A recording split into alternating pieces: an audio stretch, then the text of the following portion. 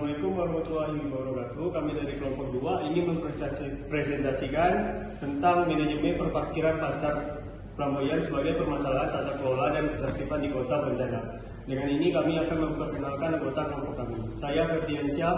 Saya Rizky Andriawan. Saya Eri Medi Satria Pratama. Saya Kanta Suryawan. Dan saya Restoran Perlindungan. Latar belakang masalah.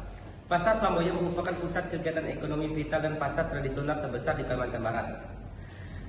Dinamika ekonomi yang tinggi memicu peningkatan volume kendaraan bermotor yang sangat signifikan setiap harinya.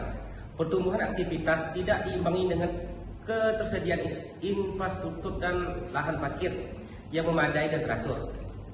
Keterbatasan lahan internal menyebabkan meluapnya kendaraan ke badan jalan utama dan mengganggu sirkulasi lalu lintas.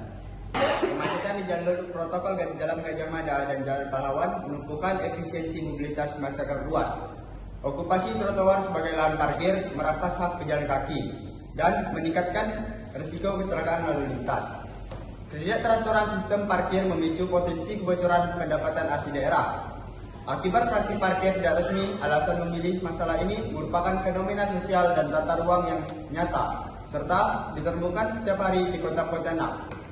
Dampak kesemrawutan parkir disasaran berbagai lapisan masyarakat.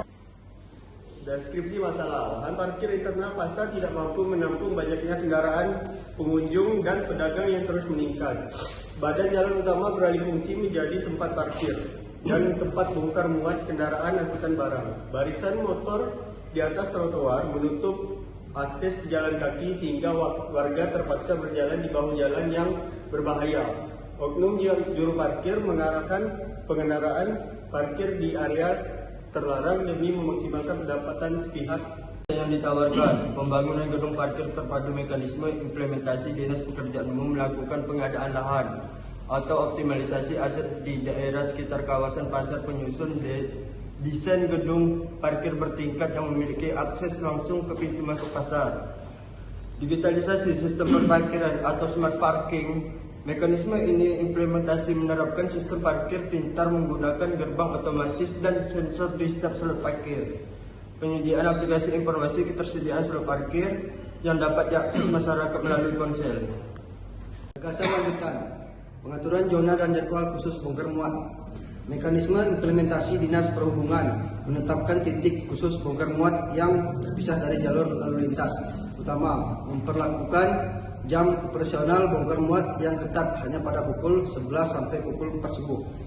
Normalisasi fungsi trotoar dan penegakan hukum mekanisme implementasi pemasangan tiang pembatas atau bolar di sepanjang trotoar untuk mencegah okupasi kendaraan motor patroli.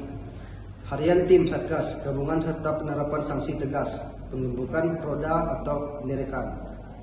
Dan manfaat. Terwujudnya kelancaran lalu lintas di jalur utama pusat kota akibat hilangnya parkir liar, meningkatkan faktor keamanan dan kenyamanan bagi pejalan kaki dengan normalisasi fungsi trotoar. Optimalisasi pendapatan asli daerah melalui sistem pengolahan retribusi yang profesional. Dan transparan meningkatkan citra estetika Kota Pontianak sebagai pusat perdagangan yang tertata rapi dan modern. Efisiensi waktu, perjalanan, dan penghematan bahan bakar bagi masyarakat pengguna jalan raya. Oke, sekian dari kelompok kami. Terima kasih.